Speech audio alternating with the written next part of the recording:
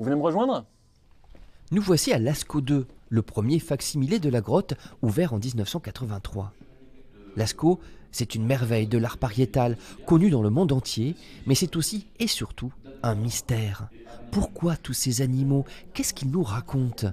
Dans cette visite inédite, le guide donne aux visiteurs des clés de compréhension. Beaucoup d'interprétations concernant cette licorne sont des interprétations d'ordre chamanique.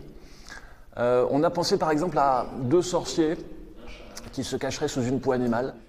Ce n'est qu'une piste, invérifiable. Les créateurs de la grotte ne nous ont légué aucun manuel pour décrypter ces peintures. Dans toutes nos visites, on a le même type de questions qui reviennent, des questions qui démarrent par pourquoi.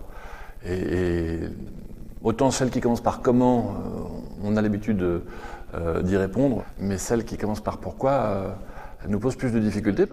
Gwen Rigal est guide à Lascaux depuis plus de 20 ans. Il n'est pas préhistorien de formation, mais à force de la faire visiter, il est devenu un spécialiste de la grotte, familier des nombreuses théories qu'elle a inspirées, comme celle des esprits tourbillonnants. Dans certaines tribus aborigènes, on parle d'esprits enfants.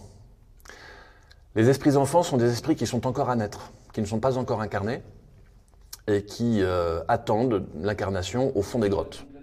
Parmi les théories échafaudées par les préhistoriens et anthropologues, notre guide a sa préférée, celle de l'émergence primordiale, tirée d'un mythe ancien. Au début des temps, dit le mythe, humains et animaux n'étaient pas encore complètement différenciés les uns des autres, et surtout ils habitaient tous ensemble sous terre. Et un jour, pour une raison ou pour une autre, qui varie en fonction des mythes, ils ont décidé de monter en surface, en suivant les fissures de la paroi rocheuse. Pour prolonger cette visite qui suscite son lot de questionnements et d'émerveillements, les curieux pourront se tourner vers le livre de Gwen Rigal, Le temps sacré des cavernes. 15 000 en ont été déjà vendus, un beau succès pour un ouvrage spécialisé.